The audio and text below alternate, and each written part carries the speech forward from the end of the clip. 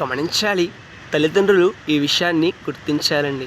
తల్లిదండ్రులు చేసే మోసపు కార్యాలు, తల్లిదండ్రులు చేసే అన్యాయపు కార్యాలు, తల్లిదండ్రులు చేసే చెడు కార్యాలు, తల్లిదండ్రులు చేసే దేవుడు ద్వేషించే కార్యాలు, తల్లిదండ్రులు చేసే దేవుడు అసహించుకునే కార్యాలు, తల్లిదండ్రులు చేసే పాపపు కార్యాలు, తల్లిదండ్రులు చేసే అవినీతి కార్యాలు, తల్లిదండ్రులు చేసే దేవుడు ద్వేషించే కార్యాలన్నీ తమ బిడ్డలకు శాపమును, నష్టమును, బాధలను, సమస్యలను, ఇబ్బందులను, అనేక రకాల బాధలను వారి బిడ్డలకు వారసత్వంగా తెచ్చిపెడతాయండి. ఒకసారి ఆలోచన చేద్దాం.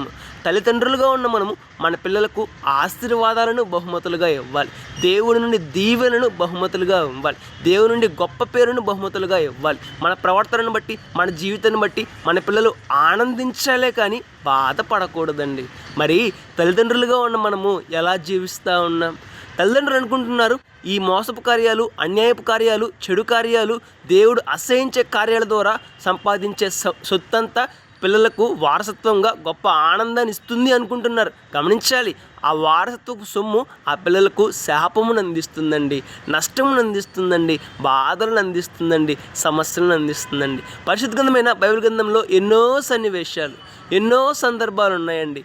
తల్లిదండ్రులు చేసిన ఆ పొరపాట్లు, తల్లిదండ్రులు చేసిన ఆ తప్పులు వారి బిడ్డలకు శాపముగా రూపించాయి. ఒకసారి ఆలోచించేద్దాం. తల్లిదండ్రులుగా ఉన్న మనము మంచిగా, నీతిగా, యథార్థంగా, దేవుడు చెప్పినట్టుగా, దేవుడు కోరుకున్నట్టుగా జీవిద్దాం.